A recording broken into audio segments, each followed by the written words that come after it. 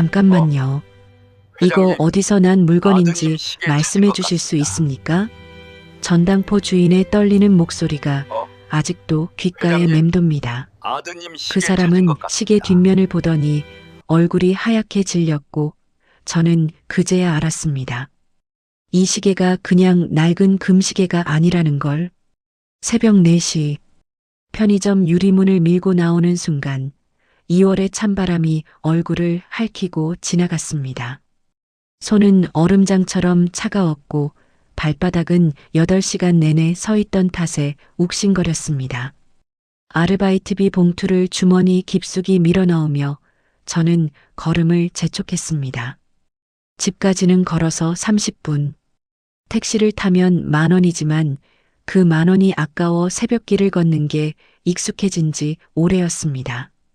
가로등 불빛 아래 제 그림자가 길게 늘어졌습니다. 작고 왜소한 그림자. 18살 치곤 너무 말라 보이는 실루엣이었습니다. 엄마는 좀 나아졌을까? 가슴 속에서 희망과 불안이 뒤엉켰습니다. 골목 어귀, 낡은 다세대 주택 2층. 계단을 오르는데 다리가 후들거렸습니다. 문을 여는 순간 코를 찌르는 소독약 냄새와 함께 지나치게 고요한 공기가 저를 덮쳤습니다. 엄마, 대답이 없었습니다. 침대 옆으로 다가갔습니다. 엄마는 여전히 누워 계셨지만 뭔가 달랐습니다. 호흡이 너무 약했습니다. 가슴이 거의 움직이지 않았습니다. 엄마, 엄마. 저는 엄마의 손을 잡았습니다. 얼음처럼 차가운 손, 뼈만 앙상하게 남은 손가락 사이로 제 손가락이 파고들었습니다.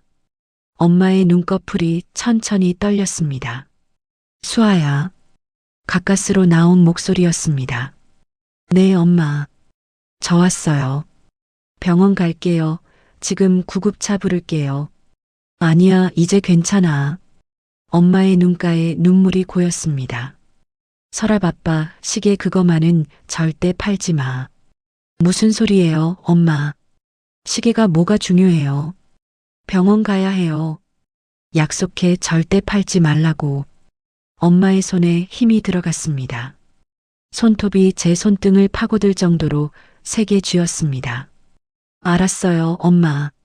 안 팔게요. 절대 안 팔게요. 그러니까 버티세요. 조금만 버텨요. 하지만 엄마의 손에서 힘이 빠져나갔습니다. 천천히, 그렇게 천천히.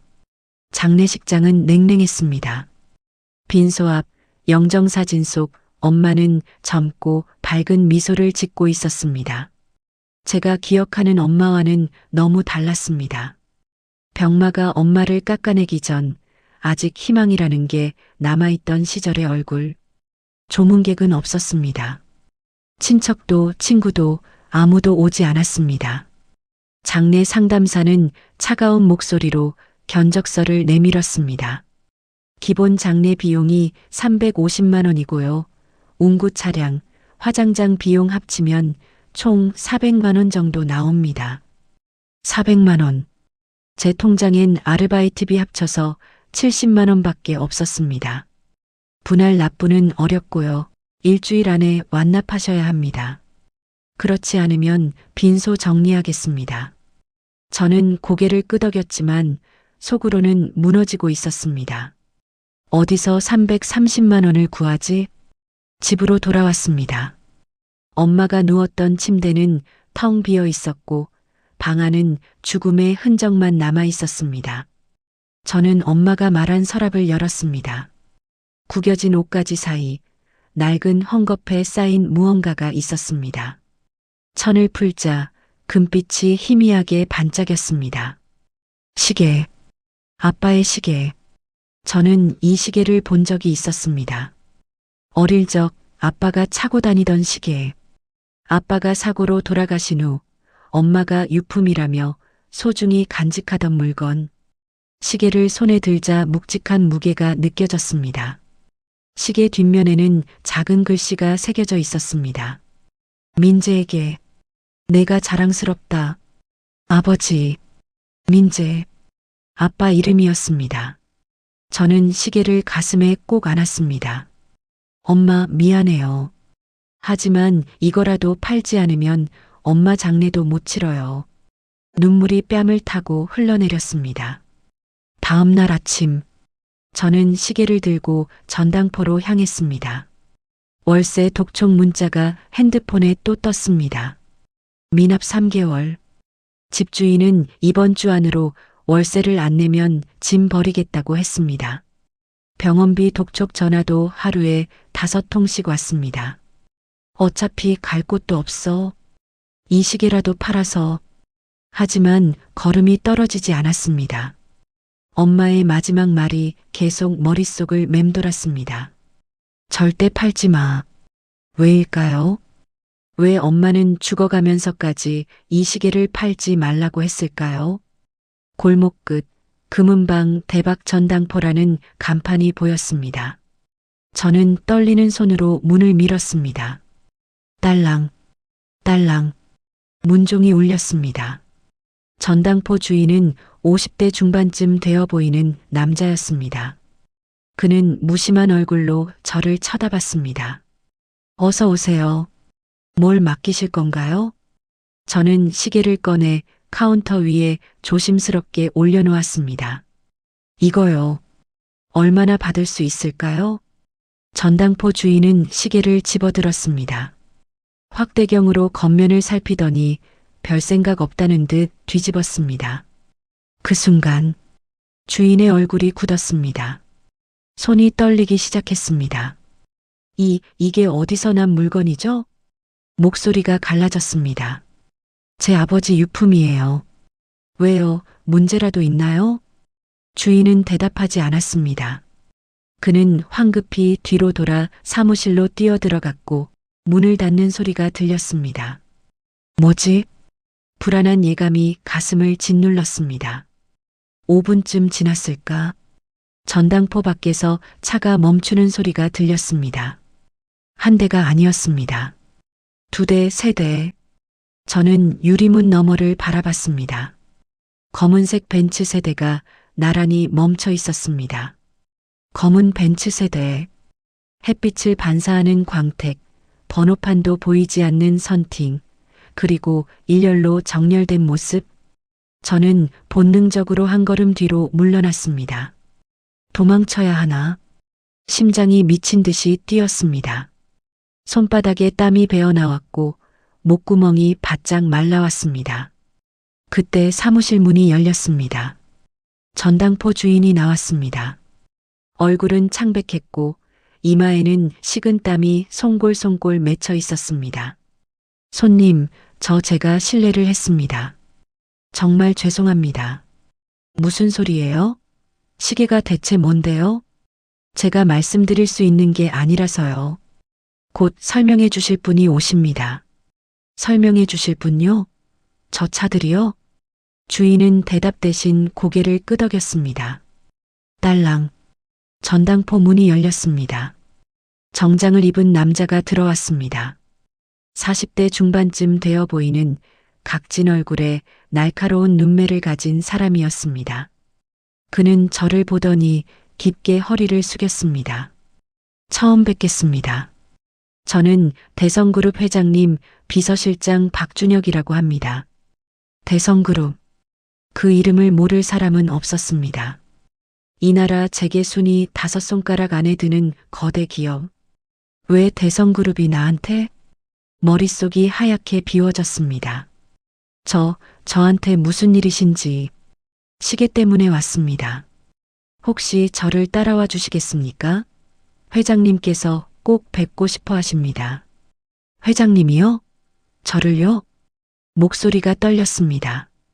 비서실장은 부드럽지만 단호한 말투로 말했습니다. 네. 급한 일이라 이렇게 무례하게 찾아뵙게 됐습니다. 시계는 제가 안전하게 보관하겠습니다. 그는 카운터 위에 놓인 시계를 집어들었습니다. 잠깐요. 그거 제 거예요. 저는 반사적으로 손을 뻗었지만 비서실장은 이미 시계를 정중하게 손수건에 싸서 자신의 주머니에 넣은 뒤였습니다. 물론입니다. 그래서 주인이신 분을 모셔가는 겁니다. 저 안 가요. 시계 돌려주세요. 김수아 씨, 억지로 모시고 가려는 게 아닙니다. 하지만 이 시계가 누구 것이었는지, 그리고 그분이 누구였는지 알고 싶지 않으십니까? 그 말에 저는 입을 다물었습니다. 그분이 누구였는지, 아빠에 대해 저는 아는 게 거의 없었습니다. 엄마는 아빠 이야기를 거의 하지 않았고, 물어봐도 좋은 사람이었어라는 말만 반복했습니다. 비서실장은 제 망설임을 읽은 듯 한 발짝 물러서며 말했습니다. 차에서 기다리고 있겠습니다. 5분만 생각하시고 결정해 주십시오. 그는 전당포를 나갔습니다. 저는 그 자리에 우두커니 서 있었습니다. 전당포 주인이 조심스럽게 입을 열었습니다. 손님 따라가 보시는 게 좋을 것 같습니다. 왜요? 저 사람들이 대체 뭔데요? 저도 자세히는 모릅니다. 하지만 그 시계 뒷면 각인 대성그룹 창업주 함자가 새겨져 있더군요.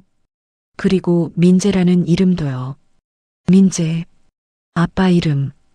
혹시 아버님이 대성그룹과 관련이 있으신 분 아니셨습니까? 말도 안 돼요. 우리 아빠는 그냥 평범한 사람이었어요. 하지만 제 목소리엔 확신이 없었습니다. 정말 그랬을까? 엄마가 숨긴 게 있었던 걸까? 왜 이 시계를 절대 팔지 말라고 했던 걸까? 알고 싶다. 무섭지만 알고 싶었습니다. 저는 전당포 문을 열고 밖으로 나갔습니다. 비서실장이 차 옆에서 기다리고 있었습니다. 저를 보자 그는 뒷좌석 문을 열어주었습니다. 현명한 선택이십니다. 저는 차에 올라탔습니다. 가죽 시트의 부드러운 감촉, 은은한 향기, 그리고 너무나 조용한 실내. 평생 타본 적 없는 차였습니다. 차가 출발했습니다. 창밖으로 익숙한 골목이 점점 멀어졌습니다. 허름한 건물들, 좁은 도로, 그리고 제가 살던 세계. 나는 지금 어디로 가는 거지? 불안이 목을 조였습니다. 비서실장이 백미러 너머로 저를 바라보며 입을 열었습니다. 수아 씨, 긴장하지 않으셔도 됩니다. 회장님은 좋으신 분입니다.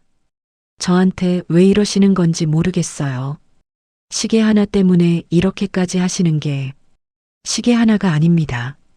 그 시계는 회장님께서 20년 넘게 찾아 헤매신 물건입니다. 20년. 그 말에 심장이 철렁 내려앉았습니다. 회장님께는 아드님이 한 분 계셨습니다. 강민재 씨, 그분께 회장님이 직접 선물하신 시계입니다. 강민재, 아빠 이름.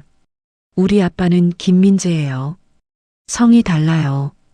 어머님 성을 따르신 건 아니십니까? 저는 입을 다물었습니다. 맞았습니다. 엄마 성이 김 씨였습니다. 민재 씨는 20년 전 회장님과 불화가 있으신 후 가족과 연을 끊으셨습니다. 그 후로 회장님께서 찾으려 하셨지만 끝내 찾지 못하셨죠. 10년 전 고인이 되셨다는 소식을 뒤늦게 들으셨고요. 10년 전 아빠가 교통사고로 돌아가신 때 수아 씨, 혹시 생년월일이 어떻게 되십니까? 2007년 3월 15일이요. 비서실장의 눈빛이 흔들렸습니다. 그렇다면 맞습니다. 뭐가 맞다는 거예요? 수아 씨, 당신은 대성그룹 회장님의 친손녀십니다. 귀가 먹먹해졌습니다. 손녀, 재벌 손녀, 말도 안 돼. 저는 고개를 저었습니다. 아니에요. 제가 무슨 재벌 손녀예요. 저는 그냥 빚쟁이 딸이에요. 월세도 못 내서 쫓겨날 처지고 엄마 장례비도 없어서 시계 팔러 온 사람이에요. 목소리가 커졌습니다. 감정이 북받쳐 올랐습니다. 비서실장은 침착하게 말했습니다. 모든 것을 확인하시면 이해가 가실 겁니다. 회장님께서 직접 설명해 주실 것입니다. 차는 계속 달렸습니다. 낡은 건물들이 사라지고 깨끗한 가로수길이 나타났습니다. 고층 빌딩들이 즐비한 강남의 중심부, 그리고 차는 한 건물 앞에 멈췄습니다. 유리와 철골로 이루어진 초고층 빌딩, 건물 입구에 금색 글씨로 새겨진 이름, 대성그룹 본사. 로비를 지나 엘리베이터에 올랐습니다. 비서실장이 카드키를 찍자 최상층 버튼이 켜졌습니다. 엘리베이터는 무서운 속도로 올라갔습니다. 귀가 먹먹해졌고 무릎이 후들거렸습니다. 돌아가고 싶다. 하지만 이미 늦었습니다. 땡. 최상층에 도착했습니다. 문이 열리자 거대한 복도가 나타났습니다. 대리석 바닥, 천장에 달린 샹들리에, 벽에 걸린 그림들. 제가 살던 세계와는 완전히 다른 곳. 복도 끝, 커다란 문 앞에 또 다른 정장 차림의 남자가 서 있었습니다. 비서실장님, 회장님께서 기다리고 계십니다. 수아 씨, 들어가시죠. 문이 열렸습니다. 넓은 사무실. 창밖으로는 서울 시내가 한눈에 내려다 보였고 중앙에는 거대한 책상이 놓여 있었습니다. 그리고 그 뒤 의자에 앉아 있는 한 사람. 백발의 노인. 그는 천천히 고개를 들어 저를 바라봤습니다. 깊게 패인 주름 속 날카로운 눈빛. 하지만 저를 보는 순간 그 눈빛이 흔들렸습니다. 노인은 자리에서 일어났습니다. 떨리는 손으로 책상을 짚으며 한 발 한 발 제게 다가왔습니다. 그리고 제 앞에 섰습니다. 혹시 너가 수아냐? 목소리가 갈라졌습니다. 저는 대답할 수 없었습니다. 노인은 떨리는 손을 뻗어 제 얼굴을 쓰다듬었습니다. 민재를 많이 닮았구나. 눈매가 똑같아. 그의 눈에서 눈물이 흘러내렸습니다. 할아버지다. 나는 내 할아버지란다. 그 순간 저는 무너져 내렸습니다. 무릎이 꺾였고 바닥에 주저앉았습니다. 너무 많은 일이 한꺼번에 쏟아졌습니다. 엄마의 죽음, 빚더미, 시계, 그리고 이 모든 것. 숨을 쉴 수가 없었습니다. 할아버지는 저를 부축하려 했지만 저는 뿌리쳤습니다. 거짓말이에요. 이게 다 거짓말이에요. 수아야. 제 할아버지면 왜 이제야 나타난 거예요? 왜 아빠는 혼자 죽어야 했어요? 왜 엄마는 빚에 시달리다 병들어 죽어야 했어요? 왜요? 할아버지는 아무 말도 하지 못했습니다. 그저 눈물만 흘릴 뿐이었습니다. 비서실장이 조심스럽게 다가왔습니다. 수아 씨, 일단 진정하시고 DNA 검사부터 받으시겠습니까? 모든 것을 확실히 하신 후에 결정하셔도 늦지 않습니다. DNA 검사. 그 말에 정신이 조금 돌아왔습니다. 그래. 확인해야 해. 이게 진짜인지. 저는 떨리는 목소리로 대답했습니다. 알겠어요. 검사 받을게요. 하지만 결과 나올 때까지는 아무것도 믿지 않을 거예요. 할아버지는 고개를 끄덕였습니다. 그래야지. 그게 맞다. 내가 정말 우리 손녀라는 걸 증명해야지. 그는 손수건으로 눈물을 닦으며 떨리는 목소리로 덧붙였습니다. 수아야. 할아버지가 너무 늦게 찾아서 미안하다. 사흘이 지났습니다. DNA 검사 결과를 기다리는 사흘 동안 저는 평소처럼 편의점 알바를 나갔고 빈소에 혼자 앉아 엄마 영정을 바라봤습니다. 하지만 모든 게 달라져 있었습니다.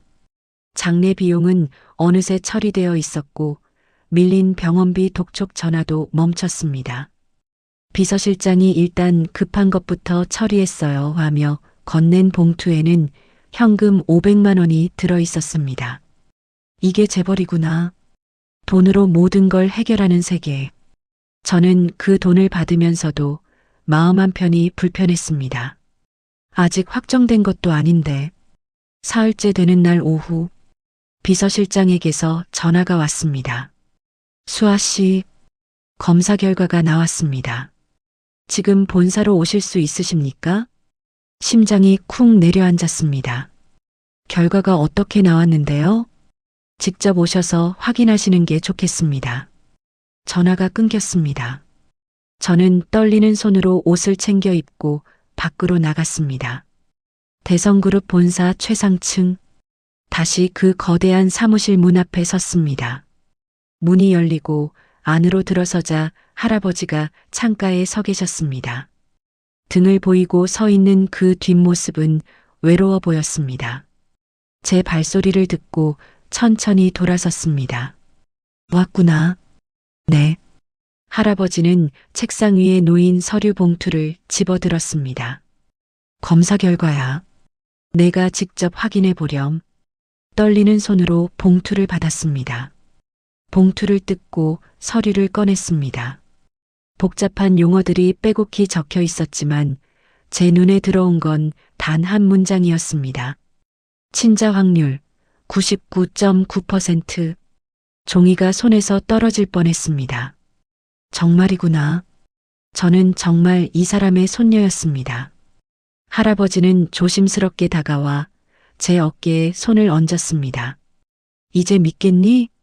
고개를 끄덕일 수밖에 없었습니다. 할아버지는 저를 소파로 이끌었습니다. 마주 앉자 그는 깊게 한숨을 내쉬었습니다. 수아야, 할아버지가 내게 해줄 이야기가 많구나. 내 아버지 민재에 대해서. 아빠가 왜 집을 나가셨어요? 제 목소리는 떨렸습니다. 할아버지의 얼굴이 일그러졌습니다. 그건 할아버지 잘못이다. 그는 눈을 감았습니다. 20년 전 민재는 이 회사 부사장이었어. 똑똑하고 성실하고 직원들에게 존경받는 아들이었지. 할아버지는 민재가 회사를 물려받을 거라 믿어 의심치 않았어. 할아버지의 목소리가 갈라졌습니다. 그런데 어느 날 회사 자금 10억 원이 사라졌다는 보고가 올라왔어. 조사 결과 민재명의 계좌로 돈이 빠져나간 흔적이 발견됐지. 아빠가 횡령을 했다고요? 아니다. 안 했어. 민재는 결백했어. 할아버지는 주먹을 불끈 쥐었습니다. 하지만 할아버지는 그걸 몰랐어. 증거가 너무 명확해 보였거든. 민재는 울면서 결백을 주장했지만 할아버지는 믿지 않았어. 눈물이 할아버지 뺨을 타고 흘러내렸습니다. 내 아들을 믿지 않았어. 그리고 집안에서 쫓아냈지. 다시는 내 앞에 나타나지 말라고 소리쳤어. 저는 숨이 막혔습니다. 민재는 그날 이후 연락을 끊었어. 할아버지는 자존심 때문에 먼저 찾지 못했고 그러다 10년 전 민재가 교통사고로 세상을 떠났다는 소식을 들었어. 할아버지는 고개를 떨구었습니다. 그제야 정신이 번쩍 들었지. 진실을 찾기 시작했어. 그리고 알았어. 민재는 무고했다는 걸. 누군가 조작한 거였다는 걸. 누가요? 할아버지는 대답하지 않았습니다. 대신 쓴 미소를 지었습니다. 아직 확실한 증거는 없어. 하지만 할아버지는 안다. 누가 민재를 음해했는지. 분노가 치밀어 올랐습니다. 아빠는 무고했어. 근데 쫓겨났어. 그리고 죽었어. 수아야. 할아버지가 돌이킬 수 없는 실수를 했어. 하지만 이제라도 바로잡고 싶구나. 내가 이 집안의 정당한 상속자야. 민재가 받았어야 할 모든 것을 내게 돌려주고 싶어. 상속자. 그 단어가 귀에 꽂혔습니다. 전 그런 거 필요 없어요. 수아야. 전 그냥 평범하게 살고 싶었어요. 엄마랑 아빠랑 함께요. 근데 다 없어졌잖아요. 목이 메었습니다. 할아버지는 저를 꼭 안아주었습니다. 미안하다. 정말 미안하다. 그날 저녁, 할아버지는 저를 데리고 어딘가로 향했습니다. 벤츠는 강남을 벗어나 한강변 고급 주택가로 들어섰습니다. 거대한 철문이 열리고 차는 넓은 정원을 지나 저택 앞에 멈췄습니다. 여기가 어디예요? 우리 집이야. 이제 내 집이기도 하고. 저는 차에서 내렸습니다. 눈앞에 펼쳐진 건 드라마에서나 봤던 저택이었습니다. 3층짜리 건물, 손질된 정원, 분수대. 이게 진짜 집이라고? 현실감이 없었습니다. 할아버지가 저를 이끌고 현관으로 들어갔습니다. 대리석 바닥, 높은 천장, 샹들리에. 그리고 계단 위에서 한 여자가 내려오고 있었습니다. 백발을 곱게 빗어넘긴 할머니. 할머니는 저를 보자 걸음을 멈췄습니다. 손으로 입을 막았고 눈에서 눈물이 쏟아졌습니다. 수아수아야. 할머니는 뛰어내려와 저를 껴안았습니다. 우리 손녀 드디어 찾았구나, 드디어. 할머니 품은 따뜻했습니다. 엄마 냄새와는 다른 하지만 낯설지 않은 온기. 얼마나 고생했니? 얼마나 힘들었니? 할머니는 제 머리를 쓰다듬으며 계속 울었습니다. 저도 모르게 눈물이 났습니다. 그때 뒤편에서 차가운 목소리가 들렸습니다. 형님, 이 아이가 정말 민재 조카의 딸이 맞습니까? 저는 고개를 돌렸습니다. 계단 위에 한 남자가 서 있었습니다. 70대 중반쯤 되어 보이는 말끔한 양복 차림의 남자. 얼굴엔 미소가 걸려 있었지만 눈빛은 차가웠습니다. 할아버지가 대답했습니다. 도연아, DNA 검사 결과가 나왔어. 틀림없이 우리 손녀야. 도연, 할아버지의 동생이자 부회장, 그리고 아빠를 음해한 장본인일지도 모르는 사람. 도연은 계단을 천천히 내려왔습니다. 저를 위아래로 훑어보더니 비웃듯 말했습니다. 20년 만에 나타난 손녀라 참 드라마틱하군요. 도연, 그런 식으로 말하지 마. 할아버지가 낮은 목소리로 경고했지만 도연은 아랑곳하지 않았습니다. 형님, 저도 반갑습니다. 진심으로요. 다만 조심하셔야 할 게 있지 않겠습니까? 요즘 세상에 재벌가 사칭 사기꾼이 얼마나 많은데요. 검사 결과가 나왔다고 했잖아. 검사야 조작할 수도 있죠.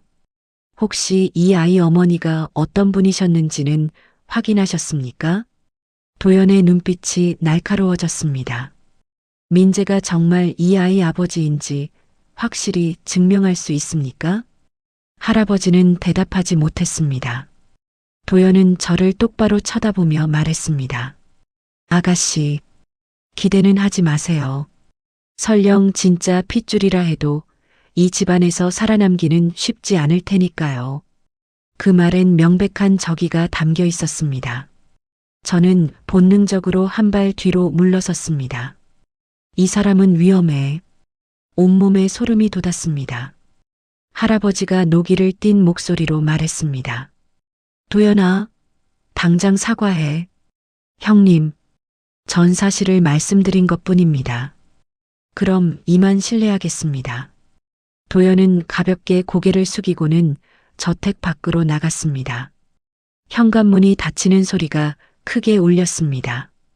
할아버지는 한숨을 내쉬었습니다. 수아야, 놀랐지? 신경 쓰지 마라. 저놈은 원래 성격이 까다로워. 하지만 저는 알고 있었습니다. 저 사람은 단순히 성격이 까다로운 게 아니라 저를 제거하고 싶어 한다는 걸. 할머니가 제 손을 꼭 잡았습니다. 수아야, 이제 내 방으로 가자. 할머니가 예쁘게 준비해뒀단다. 저는 할머니를 따라 2층으로 올라갔습니다. 복도 끝 한 방의 문이 열렸습니다. 넓은 침실, 큰 창문, 부드러운 침대. 제가 평생 살던 원룸의 5배는 되어 보이는 공간. 마음에 드니? 너무 넓어요. 익숙해질 거야. 천천히. 할머니는 웃으며 제 등을 두드려 주었습니다. 하지만 저는 편안하지 않았습니다. 이 모든 게 낯설었고 두려웠습니다. 그날 밤 침대에 누웠지만 잠이 오지 않았습니다. 창밖으로 보이는 정원, 어둠 속에서 누군가 저를 지켜보는 것 같은 느낌. 나는 여기서 살아남을 수 있을까? 도연의 차가운 눈빛이 계속 떠올랐습니다. 그리고 그가 던진 마지막 말. 이 집안에서 살아남기는 쉽지 않을 테니까요. 저택에서의 첫 아침. 눈을 뜨자 천장이 너무 높았습니다. 낯선 천장, 낯선 침대, 낯선 향기. 한참을 멍하니 누워 있다가 겨우 몸을 일으켰습니다. 창밖으로 아침 햇살이 정원을 비추고 있었습니다. 손질된 잔디, 분수대, 그리고 저 멀리 보이는 철문. 여기가 내가 살 곳이라고? 믿기지 않았습니다. 똑똑. 노크 소리에 깜짝 놀라 문 쪽을 봤습니다. 아가씨, 아침 식사 준비됐습니다. 낯선 여자 목소리였습니다. 네, 알겠습니다. 목소리가 떨렸습니다. 저는 서둘러 옷을 입고 방문을 열었습니다. 복도에 40대 중반쯤 되어 보이는 여자가 서 있었습니다. 단정한 유니폼 차림. 저는 이댁 가사 총괄 박 실장이라고 합니다. 필요하신 게 있으면 언제든 말씀하세요. 아, 네. 감사합니다. 박 실장은 공손하게 고개를 숙였지만 눈빛은 차갑게 느껴졌습니다. 기분 탓인가? 1층 식당으로 내려갔습니다. 긴 테이블 위에 음식이 가득 차려져 있었습니다. 접시들은 모두 하얀 도자기였고 은색 커트러리가 반짝였습니다. 할아버지와 할머니는 이미 자리에 앉아 계셨습니다. 어서 오렴, 수아야. 잘 잤니? 할머니가 환하게 웃으며 제 옆자리를 가리켰습니다. 네, 잘 잤어요. 거짓말이었습니다. 한숨도 못 잤습니다. 자리에 앉자 집사가 다가와 냅킨을 제 무릎에 펼쳐줬습니다. 냅킨을 이렇게 주는구나. 평생 처음 겪는 일이었습니다. 테이블 위를 봤습니다. 샐러드, 수프, 빵, 계란 요리, 과일. 하나같이 먹어본 적 없는 것들이었습니다. 포크가 3개, 나이프가 2개. 이걸 어떻게 쓰는 거지? 당황스러웠지만 티를 낼 수 없었습니다. 할머니가 먼저 바깥쪽 포크를 들자 저도 따라서 집었습니다. 샐러드를 한 입 베어 물었습니다. 신선한 야채, 발사믹 소스의 새콤한 맛. 맛있었지만 왠지 목이 메었습니다. 엄마가 해주던 김치찌개가 먹고 싶다. 할아버지가 부드럽게 물었습니다. 입맛에 맞니? 네, 맛있어요. 다행이구나. 입맛에 안 맞는 게 있으면 주방에 말하면 돼. 뭐든지 만들어줄 거야. 괜찮아요. 이대로 좋아요. 사실은 하나도 좋지 않았습니다. 이 화려한 식탁이, 이 넓은 식당이 모든 게 저를 짓누르는 것 같았습니다. 그때 뒤편에서 속삭이는 소리가 들렸습니다. 저 애가 정말 회장님 손녀래. 갑자기 나타나서는 재산 노리는 거 아니야? 옷 좀 봐. 완전 싸구려잖아. 하인들이었습니다. 제 등 뒤에서 낮은 목소리로 수군거리고 있었습니다. 가슴이 철렁 내려앉았습니다. 다들 날 그렇게 보는구나. 포크를 든 손이 떨렸습니다. 할머니가 제 손을 꼭 잡았습니다. 수아야, 괜찮니? 얼굴이 안 좋은데. 아니에요.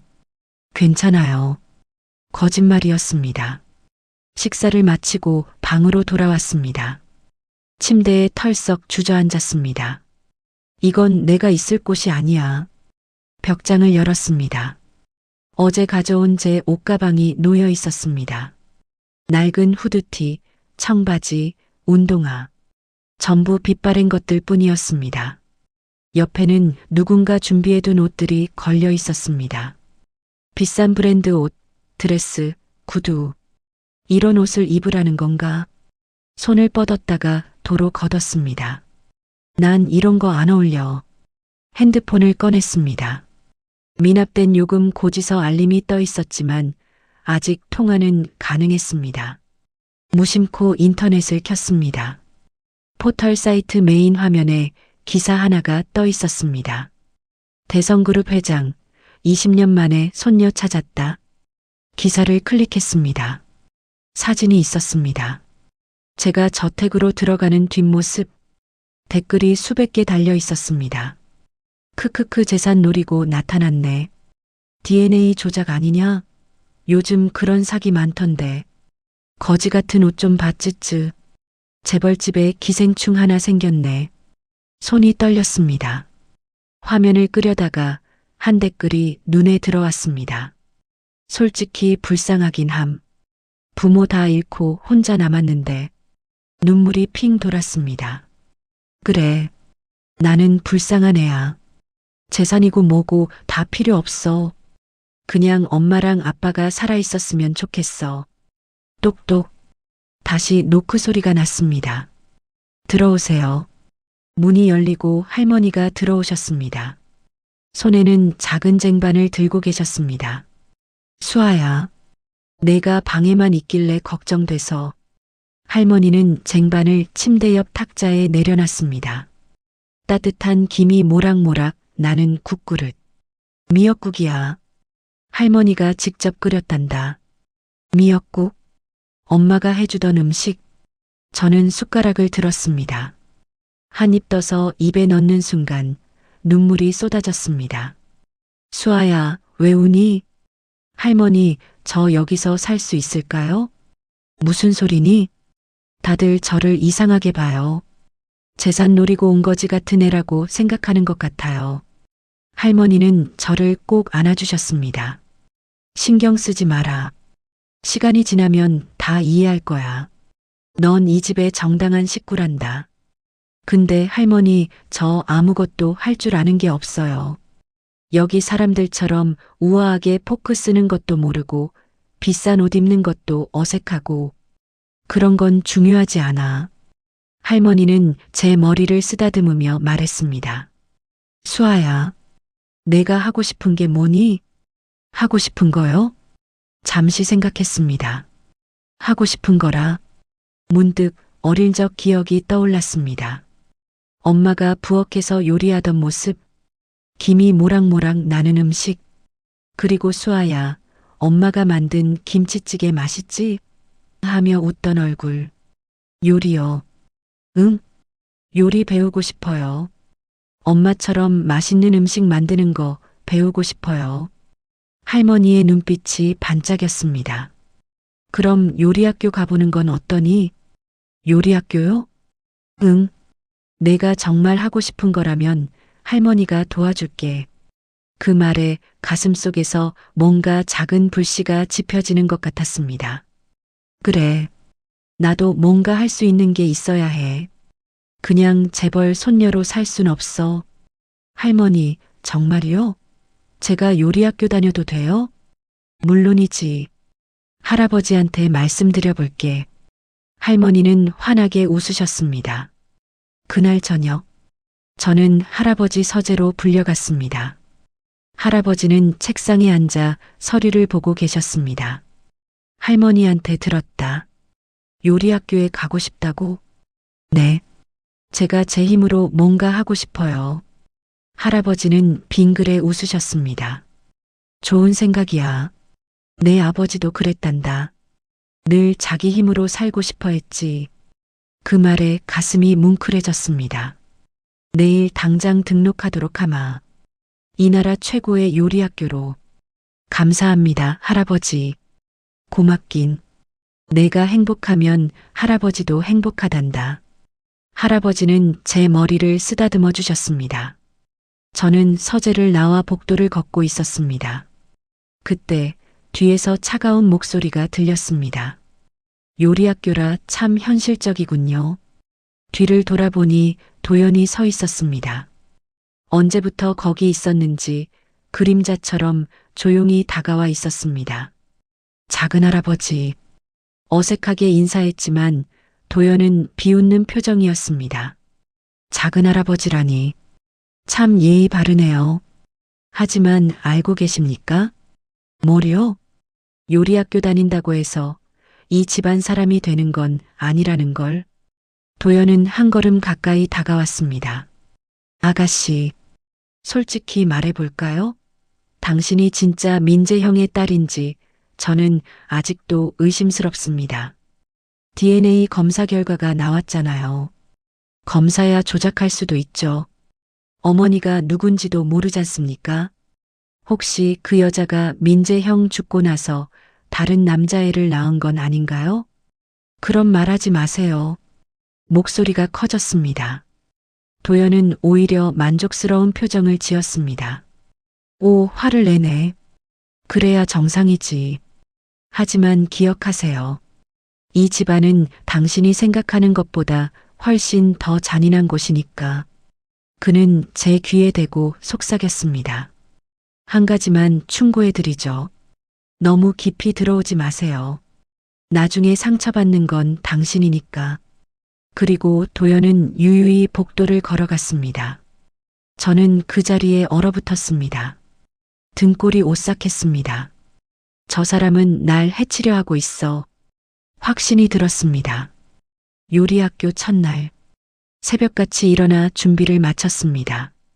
할머니가 준비해 주신 옷을 입고 거울 앞에 섰습니다. 깔끔한 셔츠에 검은색 바지. 평범하지만 단정한 차림. 이제 시작이야. 가슴이 두근거렸습니다. 운전기사가 저를 학교 앞까지 데려다 줬습니다. 아가씨, 다녀오십시오. 네, 감사합니다. 차에서 내려 학교 건물을 올려다봤습니다. 르꼬르동 블루 서울 캠퍼스. 이 나라 최고의 요리학교. 평생 꿈도 꾸지 못했던 곳. 문을 밀고 들어갔습니다. 오리엔테이션 교실은 이미 학생들로 가득 차 있었습니다. 모두 제 또래로 보이는 아이들. 하지만 분위기가 달랐습니다. 비싼 가방, 명품 시계, 자신감 넘치는 웃음소리. 여기도 재벌 집 아이들 뿐이구나. 저는 구석자리에 조용히 앉았습니다. 옆자리 여학생이 힐끗 저를 쳐다봤습니다. 너 혹시 뉴스에 나온 그 애야? 대성그룹 손녀. 순간 교실이 조용해졌습니다. 모두의 시선이 저에게 쏠렸습니다. 와, 진짜네. 실물로 보니까 더 촌스럽다. 재산 때문에 나타났다며? 부모 다 죽고 나서 갑자기 나타난 거래. 수군거리는 소리가 사방에서 들렸습니다. 얼굴이 화끈거렸습니다. 침착해. 신경 쓰지 마. 하지만 주먹은 저도 모르게 꽉 쥐어져 있었습니다. 그때 한 남학생이 다가왔습니다. 야, 너 진짜 재벌집 손녀 맞아? 돈 많지? 한턱 쏴. 저기 죄송한데요.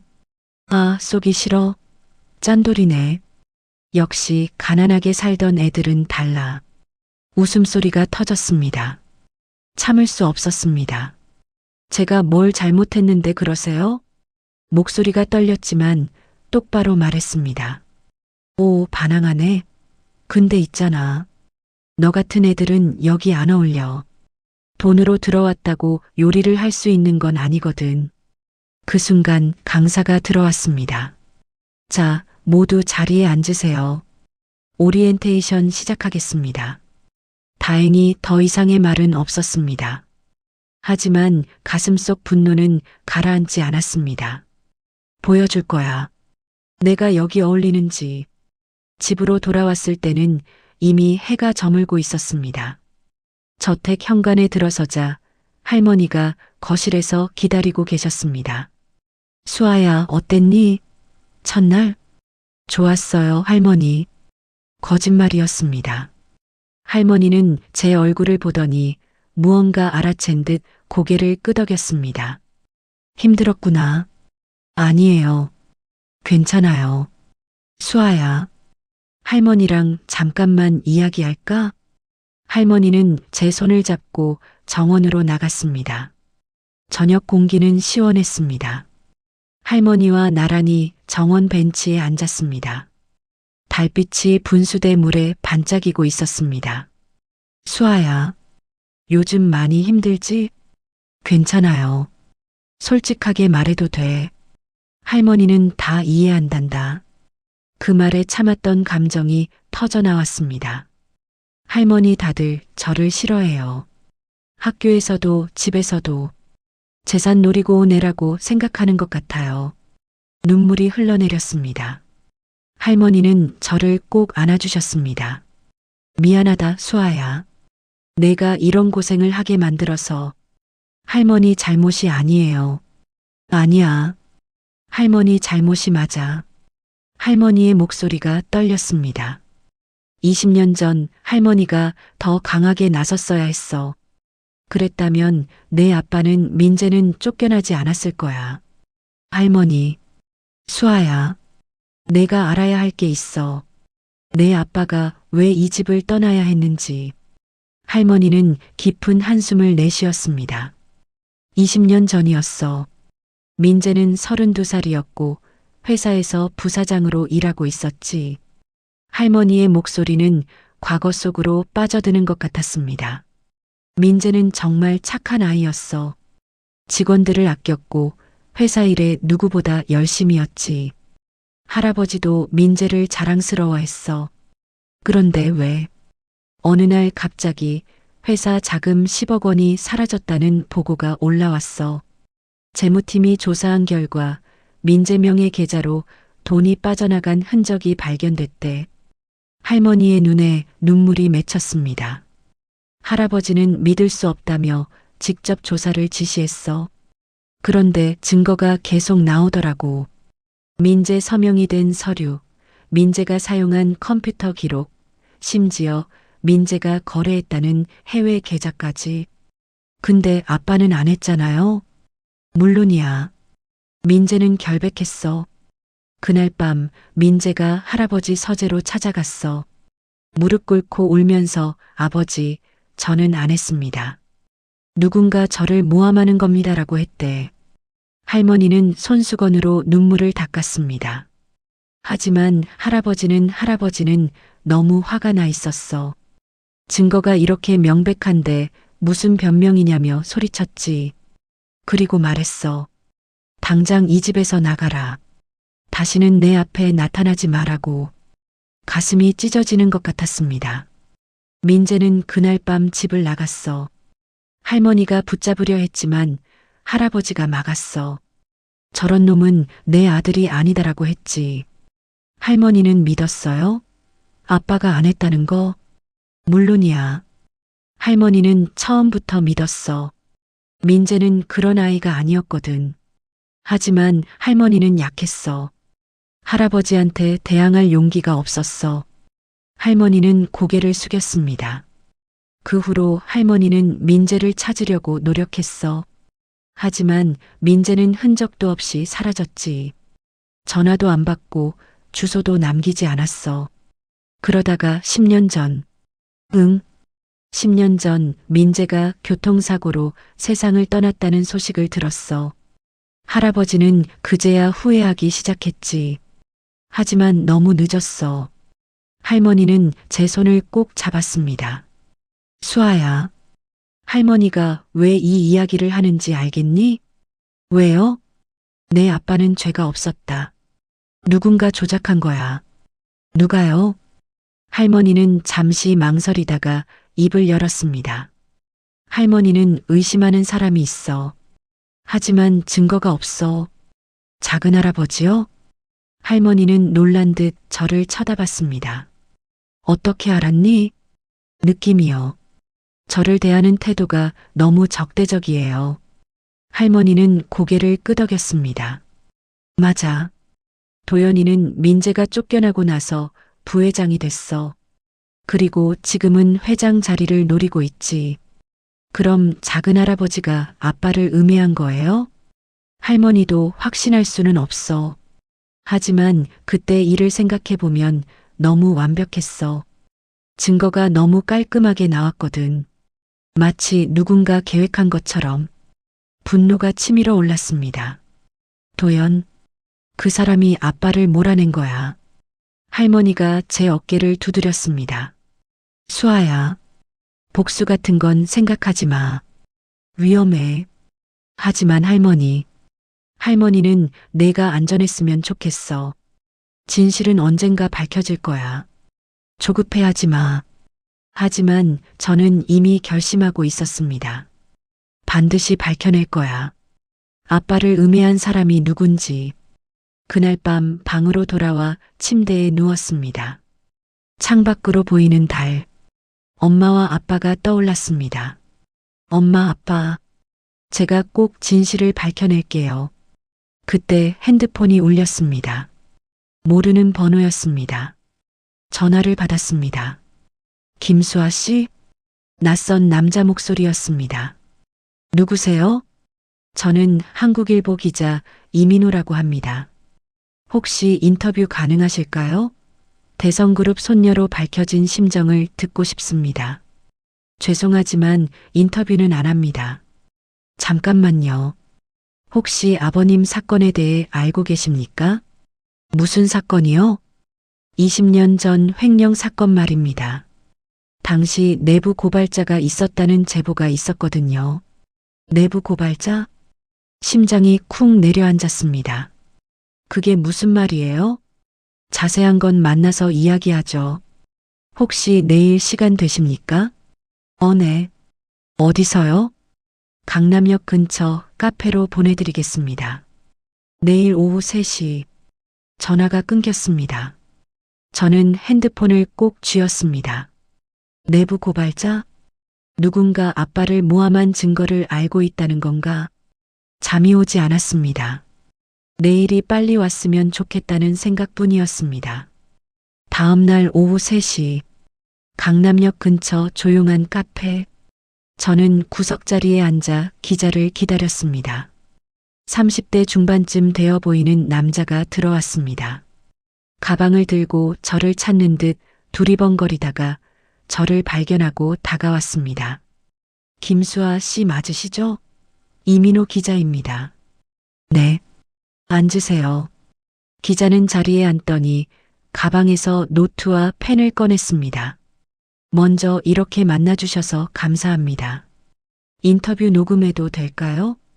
잠깐만요. 인터뷰는 안 한다고 했잖아요. 전 그냥 내부 고발자 이야기를 듣고 싶어서 온 거예요. 기자는 웃으며 고개를 끄덕였습니다. 알겠습니다. 그럼 오프 더 레코드로 하죠. 내부 고발자가 누구예요? 그건 저도 모릅니다. 익명으로 제보가 들어왔거든요. 그럼 뭘 알고 계신 거예요? 기자는 가방에서 서류 몇 장을 꺼냈습니다. 20년 전 강민재 씨 횡령 사건 당시 내부조사 보고서입니다. 제보자가 보내준 거예요. 서류를 받아들었습니다. 빼곡히 적힌 글씨들. 그중 한 문장이 눈에 들어왔습니다. 계좌 이체 시점과 강민재 부사장 출장 일정 불일치. 이게 무슨 뜻이에요? 간단히 말하면 돈이 빠져나간 날 강민재 씨는 해외 출장 중이었다는 겁니다. 물리적으로 불가능한 거죠. 심장이 뛰기 시작했습니다. 그럼 아빠는 정말 죄가 없었던 거네요? 그렇습니다. 하지만 당시 이 보고서는 묻혔습니다. 누군가 의도적으로 숨긴 거죠. 누가요? 기자는 잠시 망설이다가 말했습니다. 강도연 부회장. 당시 그는 조사팀장이었습니다. 역시 그 사람이었습니다. 손이 떨렸습니다. 증거가 있어. 드디어 증거가 있어. 수아 씨, 이 정보를 어떻게 하실 건가요? 저 이거 제가 가져가도 돼요? 원본은 제가 보관하겠습니다. 하지만 사본은 드릴게요. 기자는 서류를 복사해서 건넸습니다. 조심하세요. 강도연은 위험한 사람입니다. 알아요. 감사합니다. 저는 서류를 가방에 넣고 카페를 나왔습니다. 집으로 돌아오는 길, 차 안에서 서류를 다시 펼쳤습니다. 증거, 아빠의 결백을 증명할 증거. 이제 시작이야. 복수는 아직 이른 말이었습니다. 하지만 진실을 밝히기 위한 첫걸음을 뗀 기분이었습니다. 도연, 당신이 한 짓을 반드시 밝혀낼 거예요. 기자에게서 받은 서류를 방 책상 서랍 깊숙이 숨겼습니다. 아빠의 결백을 증명할 첫 번째 증거. 하지만 이것만으로는 부족했습니다. 20년 전 일은 밝혔어. 그런데 문득 의문이 들었습니다. 아빠가 집에서 쫓겨난 건 20년 전. 그런데 아빠가 돌아가신 건 10년 전. 왜 10년이나 지나서 사고가 난 거지? 불안한 예감이 가슴을 파고들었습니다. 저는 노트북을 켜고 인터넷 검색을 시작했습니다. 강민재 교통사고 2015년.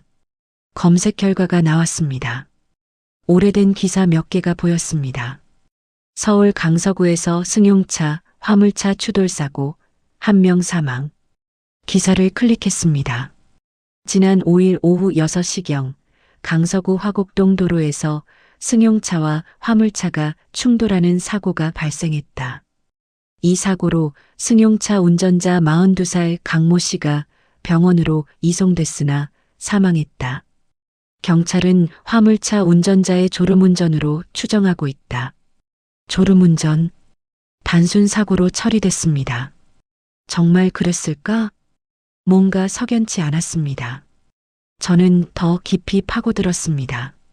당시 사고 조사 기록, 보험사 보고서, 목격자 진술, 모든 걸 찾아봤지만 특별한 건 없었습니다. CCTV는 없었을까? 다시 검색했습니다. 그리고 한 커뮤니티 게시글을 발견했습니다. 2015년 화곡동 사고 현장, CCTV 영상 공개 요청. 글을 읽어 내려갔습니다. 저는 당시 사고 목격자입니다. 경찰은 졸음운전이라고 했지만 제가 본 건 달랐습니다. 화물차가 의도적으로 승용차를 들이받는 것처럼 보였습니다.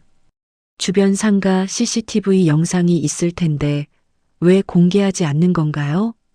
심장이 뛰기 시작했습니다. 의도적으로? 댓글을 확인했습니다. 대부분 음모론이다. 그냥 사고일 뿐이라는 반응이었습니다. 하지만 마지막 댓글 하나가 눈에 들어왔습니다. 저도 당시 그 근처 편의점 알바했는데 CCTV 영상 경찰이 가져갔어요. 근데 결과 발표엔 CCTV 언급이 없더라고요. 영상이 있었다는 거였습니다. 그 영상을 찾아야 해. 다음 날 아침, 저는 할아버지 서재로 찾아갔습니다. 똑똑, 들어오렴. 문을 열고 들어가자 할아버지는 서류를 보고 계셨습니다. 할아버지, 부탁드릴 게 있어요. 뭐니? 아빠, 아버지 교통사고 기록을 볼 수 있을까요? 할아버지의 손이 멈췄습니다. 왜 그걸 보려고 하니? 그냥 아빠에 대해 알고 싶어서요. 할아버지는 잠시 저를 바라보다가 고개를 끄덕였습니다. 비서실장한테 연락해 볼게. 보험사 기록이랑 경찰 조사 기록 받아두도록 하마. 감사합니다. 이틀 후 비서실장에게서 두꺼운 봉투를 받았습니다. 아버님 사고 관련 모든 기록입니다. 고맙습니다. 방으로 돌아와 봉투를 열었습니다. 사고 조사 보고서, 보험사 서류, 현장 사진들. 손이 떨렸습니다. 사진 속 부서진 차량을 보자 눈물이 났습니다. 아빠가 이 안에 있었구나. 사진을 한 장씩 넘겼습니다. 그리고 한 장의 사진에서 손이 멈췄습니다. 사고 현장 원거리 사진. 구석에 작게 찍힌 건물. 건물 앞에 CCTV가 보였습니다. 저기다. 저는 즉시 그 건물 주소를 검색했습니다. 화곡동 삼성 슈퍼. 아직도 영업 중이었습니다. 다음 날 오후, 저는 화곡동으로 향했습니다. 낯선 동네, 좁은 골목길. 저택과는 전혀 다른 세계였습니다. 삼성 슈퍼는 골목 모퉁이에 있었습니다. 작고 낡은 가게. 문을 밀고 들어가자 50대 아주머니가 카운터에 앉아 계셨습니다. 어서 오세요. 안녕하세요. 저기 사장님이신가요? 네, 그런데요. 죄송한데 10년 전 이 앞에서 교통사고 났던 거 기억하세요? 아주머니의 표정이 굳었습니다. 아, 그 사고 기억하죠. 사람 죽었잖아요. 그때 CCTV 영상 혹시 남아있을까요? CCTV요? 그거 진작에 경찰이 가져갔는데요. 원본은 없나요? 아주머니는 잠시 생각하다가 말했습니다. 원본이야 백업 서버에 남아있을 수도 있는데. 근데 왜 그걸 찾으세요? 그 사고로 돌아가신 분이 제 아버지예요. 아주머니의 눈빛이 흔들렸습니다. 세상에 그러셨구나. 잠깐만 기다려봐요. 아주머니는 안쪽 사무실로 들어가더니 한참 만에 낡은 하드드라이브를 들고 나왔습니다. 이게 당시 백업 파일이에요. 10년 된 거라 작동할지 모르겠는데 확인해 봐도 될까요? 그러세요. 아주머니는 오래된 컴퓨터를 켜고 하드드라이브를 연결했습니다. 화면이 깜빡이더니 폴더 창이 떴습니다. 날짜별로 정리된 영상 파일들. 저는 떨리는 손으로 마우스를 잡았습니다. 2015년 5월 5일. 파일을 클릭했습니다. 영상이 재생됐습니다. 흑백 화면, 거리 풍경, 오후 6시경, 아빠의 승용차가 화면에 들어왔습니다. 그리고 뒤에서 화물차가 다가왔습니다. 저는 숨을 멈췄습니다. 화물차는 속도를 줄이지 않았습니다. 오히려 가속하는 것처럼 보였습니다. 쾅! 충돌하는 순간 화면이 흔들렸습니다. 눈물이 쏟아졌습니다. 아빠, 아주머니가 제 어깨를 두드렸습니다. 괜찮아요? 네, 괜찮아요. 거짓말이었습니다. 저는 영상을 되감았습니다. 이번엔 화물차를 집중해서 봤습니다. 화면을 확대했습니다. 번호판이 희미하게 보였습니다. 서울 45바 3. 일부가 흐릿했지만 충분했습니다. 이 영상 복사해도 될까요? 그러세요. USB 있으세요? 네. 저는 가방에서 USB를 꺼내 건넸습니다. 영상이 복사되는 동안 아주머니가 말했습니다. 그때 이상했어요. 경찰이 영상 가져간 다음 날 누군가 또 왔었거든요. 누가요? 정장 입은 남자. 회사원 같았어요. CCTV 영상 더 없냐고 물어보더라고요. 가슴이 철렁 내려앉았습니다. 뭐라고 하셨어요? 경찰이 이미 다 가져갔다고 했죠. 그랬더니 그냥 가더라고요. 누군가 증거를 없애려 했구나. USB 복사가 끝났습니다. 정말 감사합니다. 별 말씀을요. 진실이 밝혀지길 바랄게요. 집으로 돌아와 영상을 다시 재생했습니다. 번호판을 캡처하고 확대했습니다. 서울 45바 3836. 이제 이 번호를 추적해야 했습니다. 저는 핸드폰을 들었습니다. 이민호 기자에게 전화를 걸었습니다. 네, 이민호입니다. 기자님, 저 김수아예요. 아, 수아 씨. 무슨 일이세요? 차량 번호판 추적 가능하세요? 어떤 차량인데요? 제 아버지 사고 낸 화물차요. 잠시 침묵이 흘렀습니다. 번호판 알려주세요. 번호를 불러줬습니다. 알겠습니다. 이틀 정도 시간 주세요. 감사합니다. 이틀 후 기자에게서 전화가 왔습니다. 수아 씨, 찾았습니다. 심장이 뛰었습니다. 누구 차예요? 대성물류, 대성그룹 계열사 차량입니다. 온몸에 소름이 돋았습니다. 확실해요? 네. 당시 차량 등록증을 확인했습니다. 그리고 한 가지 더 있습니다. 뭐죠? 화물차 운전자. 이름은 박성호. 그 사람 강도연 부회장 측근으로 오래 일한 사람입니다. 숨이 막혔습니다. 강도연.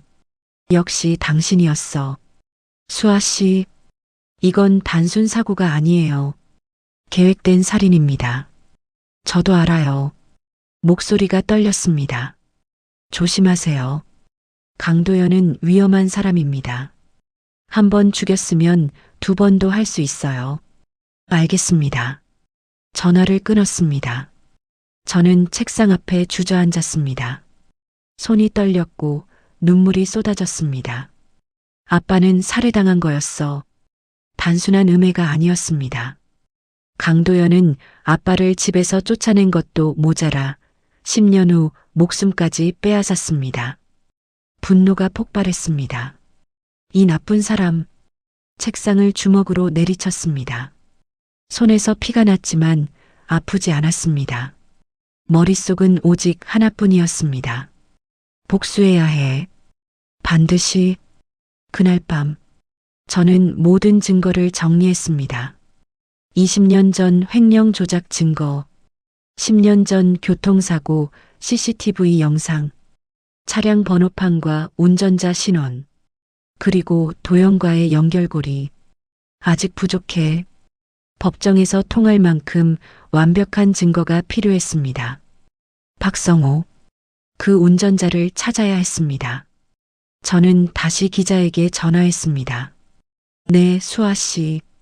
박성호라는 사람 지금 어디 있는지 알 수 있어요? 알아봐 드리죠. 근데 수아 씨 직접 만나시려는 건 아니죠? 아니요. 그냥 알고 싶어서요. 거짓말이었습니다. 만날 생각이었습니다.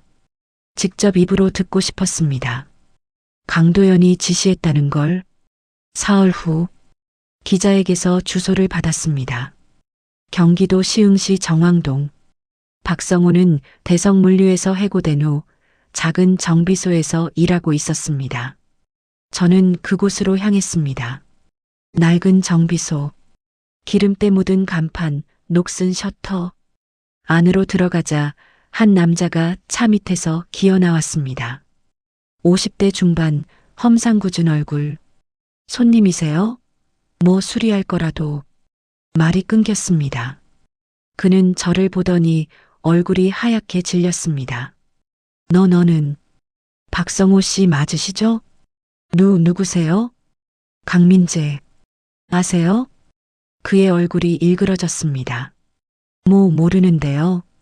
거짓말하지 마세요. 10년 전 당신이 화물차로 우리 아빠를 죽였잖아요. 박성호는 뒷걸음질 쳤습니다. 그건 사고였어요. 졸음운전이었다고요. CCTV 봤어요. 당신 가속했잖아요. 의도적으로 들이받았어요. 아니에요. 저는 그냥. 누가 시켰어요? 강도연이죠? 박성호의 눈빛이 흔들렸습니다. 저는 아무것도 모릅니다. 나가주세요. 말 안 하면 경찰에 신고할 거예요. 증거 다 있어요. 증거? 무슨 증거요? CCTV 영상, 차량 번호판, 당신이 도연 측근이었다는 기록. 다 있어요. 박성호는 바닥에 주저앉았습니다. 제발 그냥 보내주세요. 저도 먹고 살아야 한다고요. 우리 아빠는요? 우리 아빠는 먹고 살 필요 없었어요? 목소리가 떨렸습니다. 박성호는 고개를 숙였습니다. 죄송합니다. 정말 죄송합니다. 사과 필요 없어요. 진실만 말해주세요. 강도연이 시킨 거 맞죠? 잠시 침묵이 흘렀습니다. 그리고 박성호는 고개를 끄덕였습니다. 맞아요. 부회장님이 강민재를 처리하라고 했어요. 사고처럼 꾸미라고. 저는 주머니에 숨겨둔 핸드폰 녹음 버튼을 켰습니다.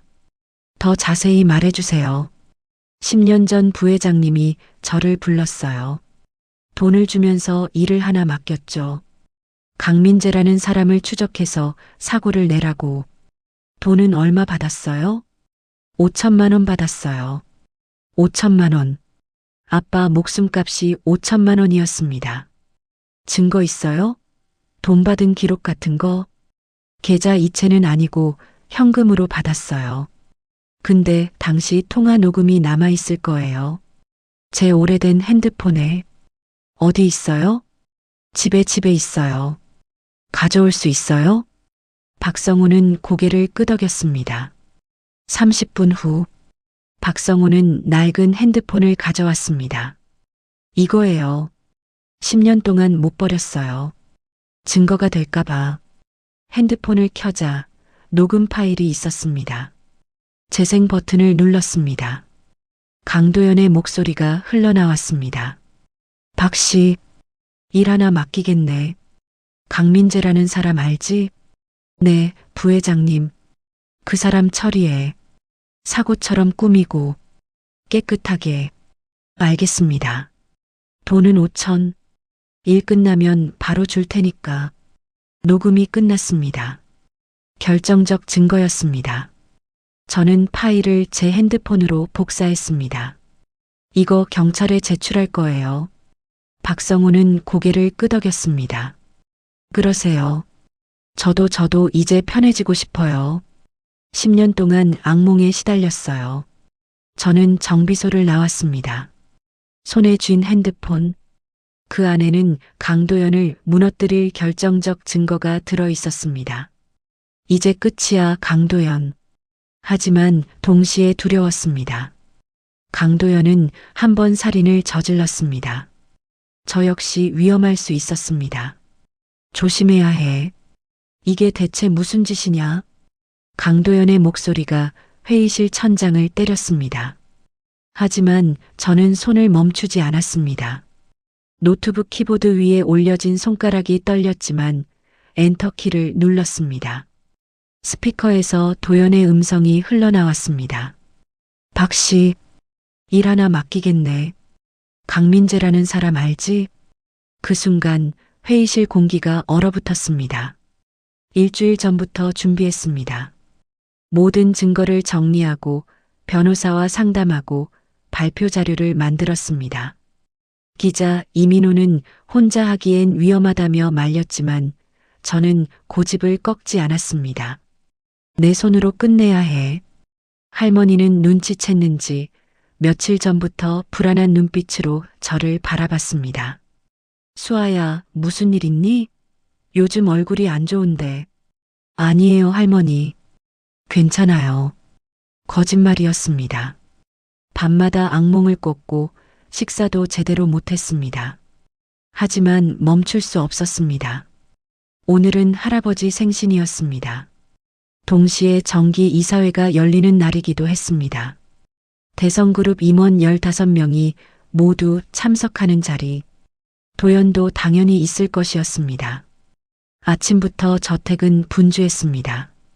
요리사들이 생일상을 준비하고 집사들이 손님 맞이 준비를 했습니다. 저는 방에서 노트북을 가방에 넣으며 심호흡을 했습니다. 할 수 있어. 반드시 해내야 해. 거울을 봤습니다. 창백한 얼굴, 다크서클, 떨리는 눈빛. 하지만 눈동자 속에는 결연함이 타오르고 있었습니다. 오후 2시, 이사회가 시작되기 1시간 전, 저는 할아버지 서재로 찾아갔습니다. 똑똑, 들어오렴. 문을 열자 할아버지는 넥타이를 매고 계셨습니다. 수아야, 무슨 일이니? 할아버지, 오늘 이사회에서 제가 발표할 게 있어요.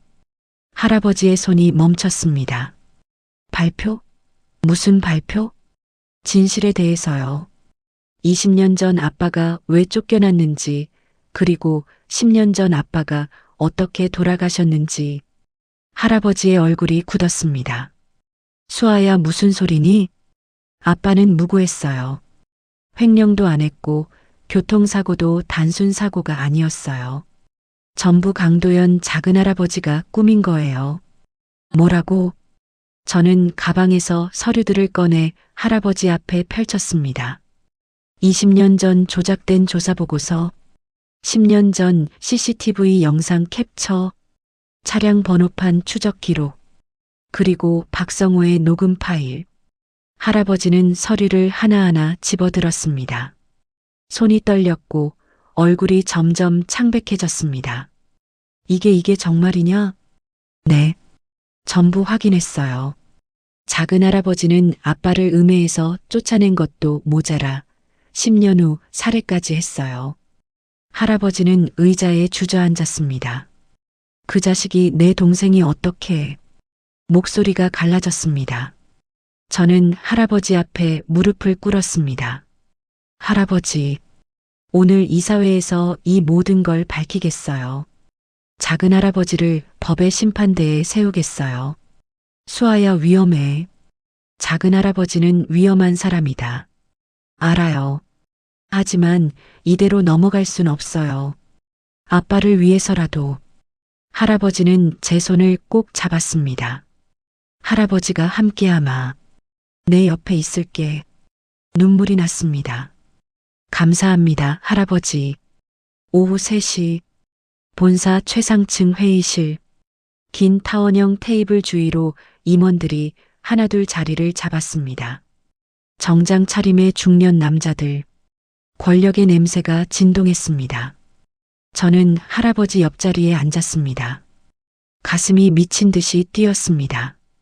손에 든 노트북이 땀에 젖어 미끄러질 것 같았습니다. 진정해. 할 수 있어. 회의실 문이 열렸습니다. 강도연 작은 할아버지도 들어왔습니다. 말끔한 양복, 자신감 넘치는 걸음걸이. 그는 저를 보더니 잠깐 미간을 찌푸렸습니다. 회장님, 오늘이 생신인데 손녀까지 오셨군요. 목소리는 부드러웠지만 눈빛은 차갑게 식어 있었습니다. 할아버지가 대답했습니다. 수아가 할 말이 있다고 하더구만. 할 말이요? 강도연은 저를 쳐다봤습니다. 저는 고개를 들어 그의 눈을 똑바로 마주 봤습니다. 떨지 마. 넌 진실을 가지고 있어. 회의가 시작됐습니다. 재무보고, 사업계획, 인사안건. 모든 게 무의미하게 느껴졌습니다. 제 차례만 기다렸습니다. 1시간이 지났습니다. 드디어 할아버지가 입을 열었습니다. 마지막 안건입니다. 우리 손녀 수아가 발표할 게 있다고 합니다. 임원들이 웅성거렸습니다. 손녀가 무슨 발표를? 이사회가 장난하는 자리냐? 강도연이 비웃듯 말했습니다. 형님, 이사회는 중요한 자리입니다. 개인적인 이야기는 나중에. 개인적인 이야기가 아닙니다. 저는 자리에서 일어났습니다. 목소리가 떨렸지만 최대한 또박또박 말했습니다. 이 회사의 미래와 직결된 문제입니다. 20년 전부터 감춰진 진실에 관한 이야기입니다. 회의실이 조용해졌습니다. 저는 노트북을 열고 프로젝터에 연결했습니다. 화면에 첫 장이 떴습니다. 강민재 무고 사건의 진실. 강도연의 얼굴이 굳었습니다. 이게 무슨... 들어보시죠. 저는 다음 장으로 넘겼습니다. 20년 전 횡령 사건 개요. 그리고 조작된 증거들. 강민재 부사장은 횡령 혐의로 쫓겨났습니다. 하지만 실제로는 결백했습니다. 이것이 증거입니다. 화면에 내부 고발 문서가 떴습니다. 계좌 이체 시점과 강민재 부사장 출장 일정 불일치. 임원들이 술렁거렸습니다. 이건 뭐지? 민재 부사장이 무고했다고? 강도연이 자리에서 벌떡 일어났습니다. 이건 조작된 자료입니다. 회장님, 이 아이를 당장 내보내십시오. 조작이 아닙니다. 저는 다음 장으로 넘겼습니다. 당시 조사팀장이었던 강도연의 서명이 선명한 보고서, 그리고 묻혀진 반대 증거들. 조사팀장이었던 강도연 부회장. 당신은 의도적으로 증거를 숨겼습니다. 말도 안 되는 소리. 강도연의 목소리가 높아졌습니다.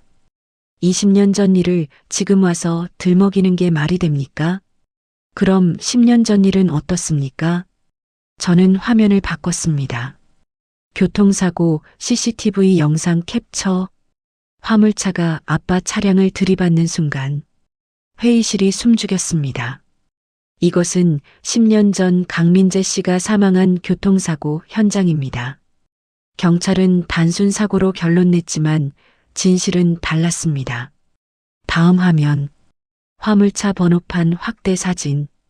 서울 45바 3836 대성물류 차량. 임원들이 숨을 들이켰습니다. 회사 차량이잖아. 이게 어떻게 된 거지? 도연의 얼굴이 하얗게 변했습니다. 그건 우연의 일치입니다. 회사 차량이 수백 대인데 우연이 아닙니다. 저는 마지막 카드를 꺼냈습니다. 노트북에서 녹음 파일을 재생했습니다. 스피커를 통해 강도연의 목소리가 회의실에 울려 퍼졌습니다. 박 씨, 일 하나 맡기겠네. 강민재라는 사람 알지? 네, 부회장님. 그 사람 처리해. 사고처럼 꾸미고 깨끗하게. 알겠습니다. 돈은 5천. 일 끝나면 바로 줄 테니까. 침묵. 무거운 숨막히는 침묵. 임원들은 경악한 표정으로 도연을 쳐다봤습니다. 강도연은 입술을 떨었습니다. 저건 조작이야. 음성 합성이라고. 조작이 아닙니다. 원본 파일과 증인이 모두 있습니다. 운전자 박성호는 이미 자백했고 경찰에 증거를 제출했습니다. 할아버지가 자리에서 일어났습니다. 얼굴은 분노로 일그러져 있었습니다. 도연이 내가 정말 이런 짓을 했느냐? 목소리가 떨렸습니다. 강도연은 뒷걸음질 쳤습니다. 형님, 저는 내 아들을 음해하고 죽이고 어떻게 그럴 수가 있느냐? 형님, 들어보십시오. 이건 다 오해입니다. 오해가 아닙니다. 저는 마지막 서류를 테이블 위에 던졌습니다. 경찰에 이미 고발했습니다. 곧 수사가 시작될 겁니다. 그 순간 회의실 문이 열렸습니다. 정복 경찰 4명이 들어왔습니다. 강도연 씨 맞습니까? 살인교사 혐의로 체포하겠습니다. 도연은 비틀거렸습니다. 안 돼. 이건 함정이야. 저 애가 꾸민 거라고. 하지만 경찰은 강도연의 손에 수갑을 채웠습니다. 차가운 금속 소리가 회의실에 울렸습니다. 강도연은 저를 쳐다봤습니다. 눈빛에는 분노와 절망이 뒤섞여 있었습니다. 이 어린 것이 감히 제 아버지를 죽인 대가입니다. 저는 똑바로 그의 눈을 마주봤습니다. 강도연은 끌려갔습니다. 회의실 문이 닫히는 순간 저는 그 자리에 주저앉았습니다. 다리에 힘이 풀렸습니다. 끝났습니다. 모든 게 끝났습니다. 임원들은 술렁거리며 회의실을 빠져나갔습니다. 할아버지가 저를 안아주었습니다. 잘했다, 수아야. 정말 잘했어. 하지만 저는 울지 않았습니다. 눈물도 나오지 않았습니다. 그저 텅 빈 느낌만 들었습니다. 이게 끝인가? 복수는 달성했습니다. 진실도 밝혔습니다. 그런데 왜 이렇게 공허한 걸까요? 가슴속 한 구석이 무너져 내리는 것 같았습니다. 아빠, 이제 편히 쉬세요. 창밖으로 해가 지고 있었습니다. 붉은 노을이 하늘을 물들이고 있었습니다. 아름다웠지만 슬펐습니다. 할머니가 회의실로 들어왔습니다. 수아야. 저는 할머니 품에 안겼습니다. 그제야 눈물이 났습니다. 할머니, 이게 맞는 걸까요? 그래. 잘한 거야. 내가 아빠를 위해 해줄 수 있는 최선이었어. 근데 왜 이렇게 마음이 허전해요? 복수는 원래 그런 거란다. 끝나고 나면 아무것도 남지 않지. 할머니는 제 머리를 쓰다듬었습니다. 하지만 수아야, 이제 진짜 시작이야. 아빠의 명예를 되찾았으니 이제 내 인생을 살아야지. 그 말에 고개를 끄덕였습니다. 그래, 이제 시작이야. 강도연이 체포된 다음 날, 뉴스는 대성그룹 스캔들로 도배됐습니다. 대성그룹 부회장, 조카 살해 교사 혐의로 구속. 20년 전 횡령 조작, 재벌가 권력 다툼의 민낯. 갑자기 나타난 손녀, 복수국 완성. 기사마다 제 이름이 박혀 있었습니다. 댓글은 폭발했습니다. 와, 소름, 진짜 영화 같다. 불쌍하긴 한데 왜 이제야 나타난 거지? 재산 노리고 계획한 거 아니야? 복수하려고 할아버지 이용한 것 같은데. 저런 애가 재벌되면 안 되는데. 핸드폰을 꺼도 인터넷을 끊어도 소용없었습니다. 학교 가는 길에 기자들이 따라붙었고 사람들은 수군거렸습니다. 요리학교 동기들도 저를 피했습니다. 괴물 취급하는구나. 일주일 후 비서실장이 찾아왔습니다. 아가씨, 기자회견을 여는 게 어떻겠습니까? 기자회견요? 네. 이대로 가만히 있으면 오해만 커집니다. 직접 나서서 진실을 말씀하시는 게 좋을 것 같습니다. 저는 망설였습니다. 카메라 앞에 서는 건 두려웠습니다. 하지만 도망칠 순 없었습니다. 알겠습니다. 하겠습니다. 사흘 후 대성그룹 본사 기자회견장, 수십 개의 카메라, 수백 명의 기자들, 플래시가 터지고 셔터 소리가 울렸습니다. 저는 단상 앞에 섰습니다. 다리가 떨렸지만 마이크를 잡았습니다. 안녕하십니까? 김수아입니다. 목소리가 회견장에 울려 퍼졌습니다. 먼저 많은 분들께 혼란을 드린 점 사과드립니다. 제가 오늘 이 자리에 선 이유는 진실을 말씀드리기 위해서입니다. 카메라 렌즈가 저를 향했습니다. 저는 재산을 노리고 나타난 게 아닙니다.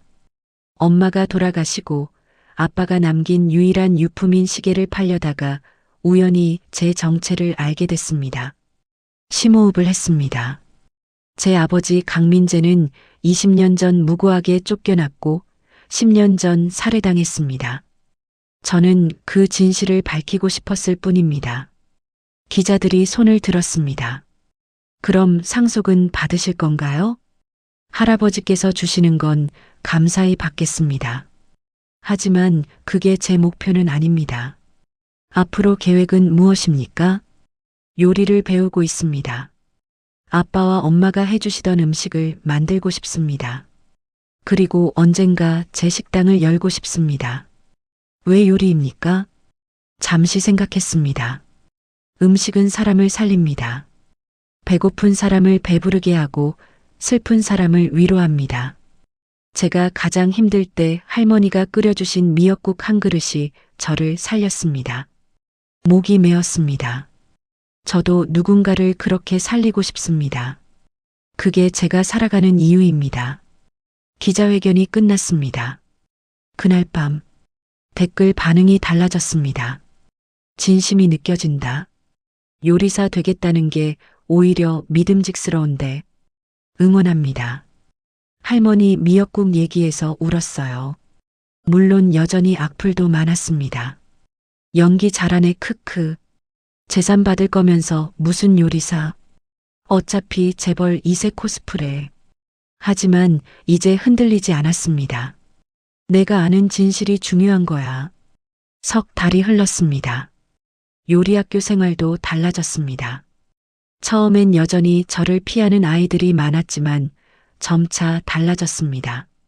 어느 날 실습 시간이었습니다. 칼질 시험을 보는 날, 양파를 채 썰어야 했습니다. 제 손이 떨렸고 칼이 미끄러졌습니다. 손가락을 베었습니다. 피가 흘렀습니다. 아, 옆자리 여학생이 황급히 구급상자를 가져왔습니다. 괜찮아?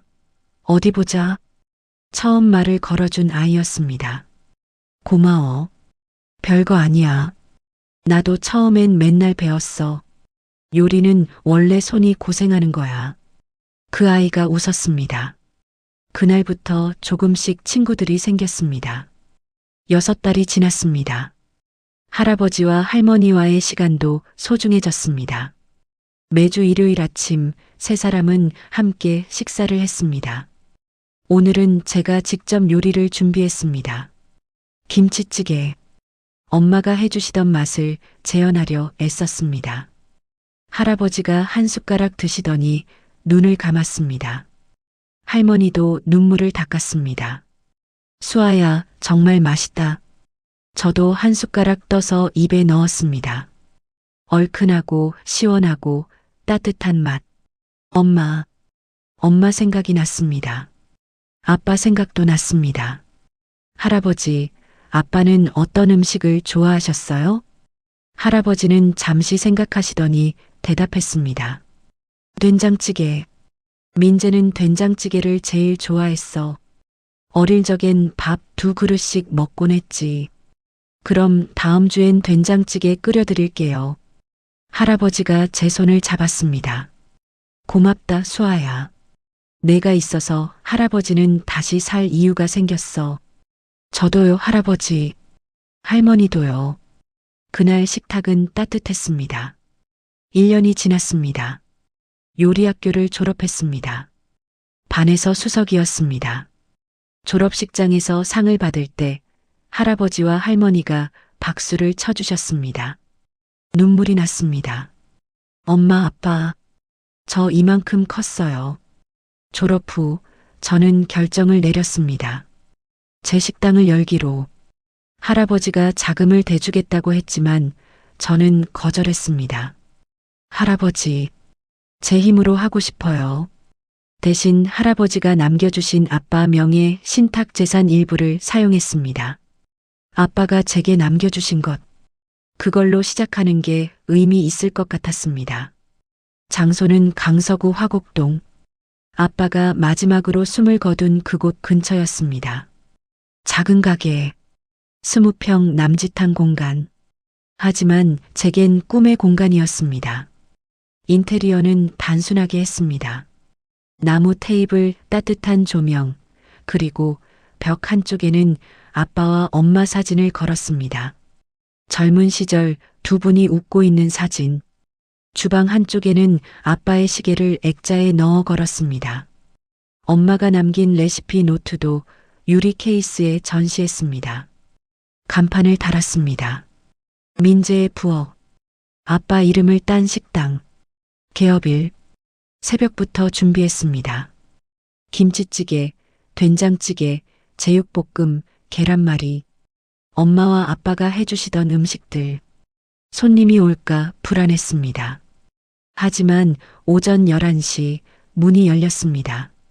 첫 손님은 할머니였습니다. 손녀 가게 첫 손님은 할머니가 해야지. 할아버지도 함께 오셨습니다. 우리 손녀가 만든 밥 얼마나 맛있을까? 점심시간이 되자 사람들이 하나둘 들어왔습니다. 동네 주민들, 회사원들, 학생들 모두 맛있게 먹었습니다.